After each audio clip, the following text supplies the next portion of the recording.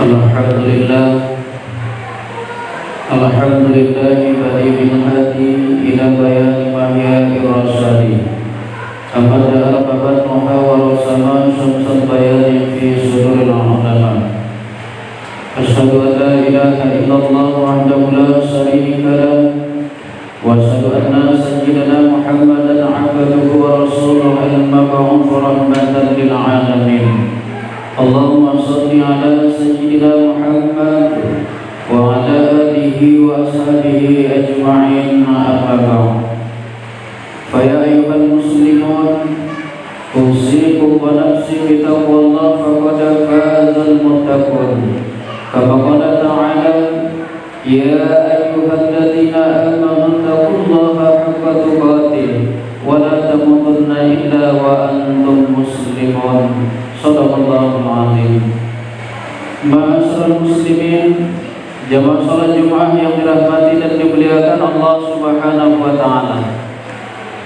Bersyukur kita kepada Allah atas segala nikmat yang telah diberikannya kepada kita, sehingga pada siang yang mulia ini kita bisa berhadir bersama-sama di masjid yang kita cintai ini dalam rangka berhadiah kepada Allah Subhanahu wa taala, yang di salatul Jumat secara berjamaah. Salat dan salam tak bosan-bosannya kita kirimkan ke junjungan alam, yang di baginda Rasul sallallahu alaihi wasallam dengan lafaz Allahumma shalli ala sayyidina Muhammad wa ala ali sayyidina Muhammad. Mudah-mudahan kita semua mendapatkan syafaatnya nanti di hari yaumul qiyamah kelak. Amin ya rabbal alamin. Hadirin jamaah Jumat yang dirahmati dan dimuliakan Allah Subhanahu wa taala. 3 amalan yang sangat dicintai Allah, inilah tema khutbah kita pada kesempatan yang mulia ini. Bersumber daripada hadis Abdullah bin Mas'ud radhiyallahu anhu qala, sa'altu Nabiy sallallahu alaihi wasallam ayyul a'mal ahabbu ila Allah, faqala as-salatu ala waqtiha, thumma ayya Rasulullah al-birrul walidain, thumma ayya Rasulullah al-jihad fi sabilillah, rawahul Bukhari wa Muslim. Hadis yang bersumber daripada Abdullah bin Mas'ud, beliau berkata, saya bertanya kepada Rasulullah sallallahu alaihi wasallam tentang amalan yang paling dicintai oleh Allah. Lalu Rasul mengatakan, salat tepat pada waktunya. Saya bertanya kembali, apalagi setelah itu ya Rasulullah? Kata Abdullah bin Mas'ud, berbakti kepada kedua orang tuamu. Saya bertanya kembali, apalagi setelah itu ya Rasulullah? Berjihad di jalan Allah. Hadis yang diriwayatkan Bukhari dan Muslim. Hadirin jamaah Jumat yang dirahmati dan dimuliakan Allah Subhanahu wa taala. Dalam hadis di atas ada 3 amalan yang sangat dicintai oleh Allah, kata Rasulullah sallallahu alaihi wasallam. Yang pertama, as-salatu ala waqtiha, salat tepat pada waktunya atau salat di awal waktu. Kita tahu bersama bahwa amalan penentu dari semua ibadah kita adalah amalan salat. Saya ulangi sekali lagi, ibadah salat adalah ibadah penentu dari sekalian ibadah kita. Allah munculkan nanti nilai pahala zakat kita, pahala sedekah kita, pahala haji kita, pahala umrah kita, pahala membaca Al-Quran kita, dan amalan-amalan soleh yang lain. Ketika dihisab di hari yaumul qiyamah, ibadah salat kita sudah bagus. Tapi apabila sudah bermasalah atau rusak ibadah salat kita, ibadah yang lain pun nanti tak akan dimunculkan oleh Allah pahalanya. Tak ada pahala sedekahnya karena sedekah tanpa salat. Tak ada pahala membaca Al-Qur'annya karena membaca Al-Qur'an tapi tidak salat. Tak ada pahala umrohnya, pahala hajinya, pahala amalan-amalan soleh yang lain karena dilakukannya sementara salat ditinggalkannya. Salat adalah ibadah penentu dari sekalian ibadah kita. Maka apa kata Rasulullah dalam hadis riwayat Tabrani, awwalu ma yuhasabu bihil 'abdu yaumul qiyamah as-shalah, fa in salat salaha sairu 'amali wa in fasadat fasada sairu 'amali. Yang mula-mula nanti dihisab di hari yaumul qiyamah adalah ibadah salat kita. Apabila bagus ibadah salat kita, maka ibadah yang lain pun dianggap menjadi bagus. Tapi apabila sudah rusak ibadah salat kita, maka ibadah yang lain pun dianggap menjadi rusak. Maka mari sama-sama kita menjaga ibadah salat kita sebisa mungkin. Salat-salat yang diwajibkan oleh Allah kepada kita, kita lakukan di awal waktu. Dalam kitab Kisah Uswatul Muslimin ada diceritakan ketika Rasulullah duduk bersama sahabat Abu Bakar dan Umar, tiba-tiba seorang pemuda datang menyumpai Rasulullah dan menangis. "Kenapa kamu menangis?" kata Rasulullah. "Ya Rasul, ayahmu telah meninggal dunia, tapi tak seorang pun yang mengurus fardu kifayahnya." Lalu Rasul menyuruh sahabat Abu Bakar dan Umar mengikuti pemuda tersebut untuk mengurus fardu kifayah orang tuanya. Tapi ketika sampai Abu Bakar dan Umar di rumah orang tua si pemuda tadi, alangkah mereka terkejutnya. Wajah orang tua si pemuda itu berubah menjadi wajah babi hutan yang sangat hitam. Mereka pulang kembali menyumpai Rasulullah dan menceritakan. Lalu Rasul berangkat.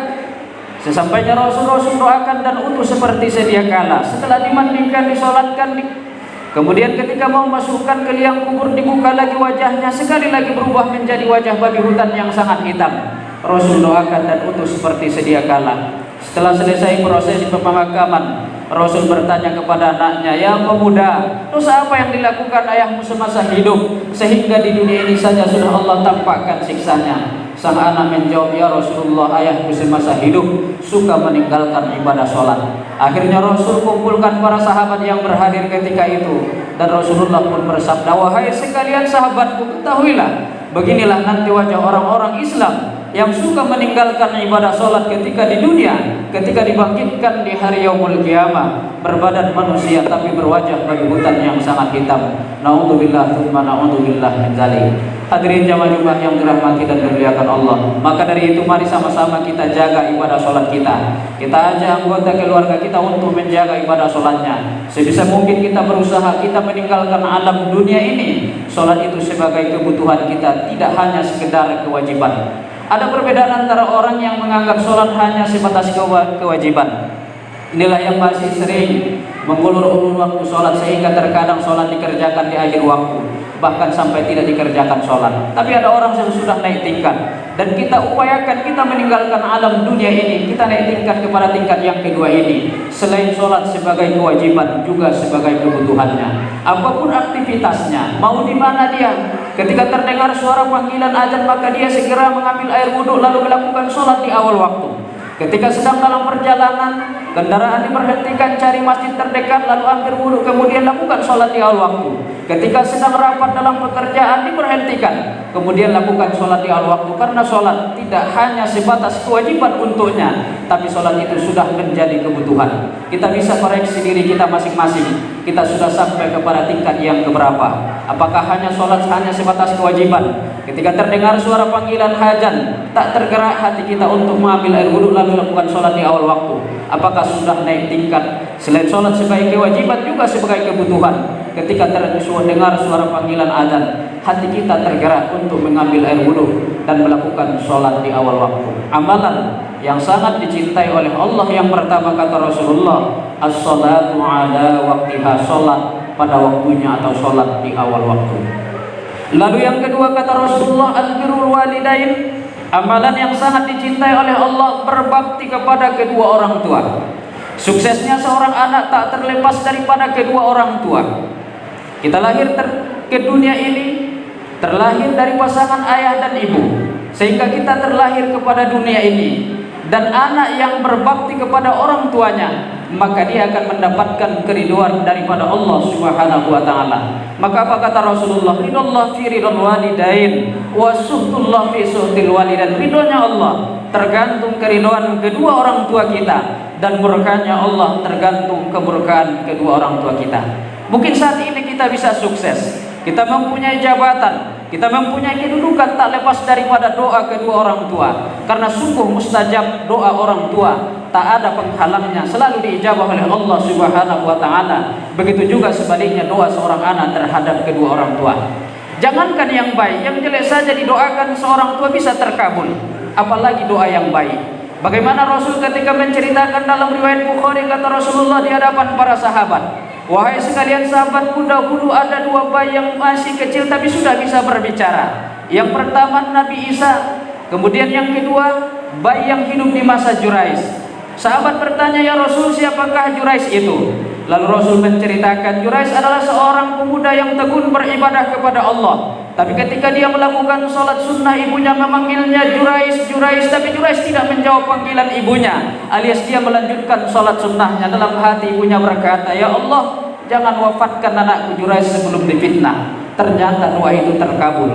Beberapa bulan kemudian seorang wanita dengan sudah berpakaian telanjang mendatangi tempat peribadatan Jurais, dirayu, digoda agar melakukan perzinahan, tapi Jurais mengatakan, inni akhafullaha rabbal alamin, saya takut kepada Allah, sehingga tidak terjadi perzinahan. Si perempuan pun pulang. Di tengah jalan dia mendapati seorang tukang gembala dengan berpakaian telanjang lagi, dia dirayu, digoda tukang gembala sehingga terjadi perzinahan. Beberapa bulan kemudian si perempuan pun hamil lalu melahirkan. Setelah anaknya terlahir, dia memberitakan kepada penduduk kampung bahwa bayi yang dilahirkannya adalah anak Jurais. Penduduk kampung pun marah. Sebagian mengatakan Jurais orang yang taat beribadah, tetapi kenapa masih menghamili seorang perempuan? Banyak yang marah di antara mereka, lalu mereka menghancurkan rumah peribadatan Jurais dan ingin menghakimi Jurais. Tapi apa kata Jurais? Sebelum saya kalian hakimi, izinkan terlebih dahulu berdoa kepada Allah dan bertanya kepada ini bayi yang baru lahir siapa bapaknya. Akhirnya Jurais berdoa kepada Allah. Kemudian setelah berdoa ditanya bayi yang baru lahir tadi siapa bapaknya? Man abuka, siapa bapakmu? Bayi yang baru saja lahir tadi menjawab, abi gulami, ayahku tukang gembala. Barulah Jurais terlepas daripada fitnah dan penduduk kampung pun kembali meminta maaf kepadanya. Yang kita ambil dari kisah ini apa? Doa yang jelek saja yang dipanjatkan seorang tua bisa terkabul, apalagi doa-doa yang baik yang dipanjatkan orang tua terhadap anak. Bagi kita yang saat ini sebagai orang tua, jangan pernah berputus asa mendoakan anak-anak kita. Kalau lagi sulit mendapatkan pekerjaan, doakan agar dipermudah oleh Allah. Dan waktu terbaik itu adalah selesai sholat tahajud atau di sepertiga malam. Atau kita yang saat ini sebagai anak, jangan lupa mendoakan orang tua. Doa anak juga terhadap orang tua tidak ada pembatasnya atau tidak ada penghalangnya, selalu diijabah oleh Allah Subhanahu wa taala, atau yang disebut dengan doa anak yang soleh. Bagaimana baktinya Uwais Al-Qarni kepada ibunya sehingga dia terkenal di langit tapi tidak terkenal di bumi. Kenapa bisa seperti itu? Karena baktinya kepada ibunya. Bagaimana Alqamah yang dahulunya sangat mencintai ibunya, tapi setelah menikah dia lebih mementingkan istrinya daripada ibunya, sehingga susah menghembuskan napas terakhir. Bahkan Rasul sempat menawarkan kepada ibunya agar Alqamah dibakar saja karena tidak bisa menghembuskan napas terakhir. Akan tetapi setelah ibundanya memaafkan, barulah Alqamah bisa menghembuskan napas terakhir. Maka hari ini kita sebagai anak, jangan lupa doakan, jangan lupa berbakti kepada kedua orang tua. Kita juga sebagai orang tua terus doakan anak kita, karena yang jelek saja bisa terkabul dari doa orang tua, apalagi yang baik. Kita doakan anak kita agar diberikan anak-anak yang soleh dan solihah, agar diberikan kebahagiaan dunia dan akhirat. Birrul walidain, berbakti kepada kedua orang tua kita. Lalu yang ketiga kata Rasulullah, amalan yang sangat dicintai oleh Allah, al-jihadu fi sabilillah, berjihad di jalan Allah. Makna jihad sangat luas, tidak hanya memerangi orang-orang kafir yang memusuhi atau memerangi orang Islam. Itu dulu di zaman Rasulullah, dan ketika terjadi pun suatu saat kepada kita ada orang-orang kafir yang memerangi agama Islam, kita boleh berjihad. Jihad dalam peperangan. Tapi makna jihad sangat luas. Sebagian ulama mengatakan fiklul khair ala mardatillah, melakukan kebaikan untuk mengharap ridho Allah, itu juga jihad. Seorang suami berangkat ke kantor, berangkat ke tempat bekerja, tujuannya mengharap ridho Allah agar bisa menafkahi anak dan istri, itu jihad. Seorang anak berangkat ke sekolah, seorang mahasiswa berangkat ke kampus, tujuannya mengharap ridho Allah agar mendapatkan ilmu, itu juga jihad. Seorang istri memasak di dapur, mencuci pakaian di kamar mandi, tujuannya agar suami bisa memakai pakaian yang bersih. Begitu juga dengan anak-anak, tujuannya mengharap ridho Allah, itu juga jihad. Andaikan dia mati dalam keadaan melaksanakan pekerjaan tersebut, maka bisa digolongkan mati di jalan Allah Subhanahu wa taala. Maka jangan lupa ketika kita melakukan kebaikan, apapun bentuk kebaikan itu, niatkan semua untuk mengharap ridho Allah Subhanahu wa taala.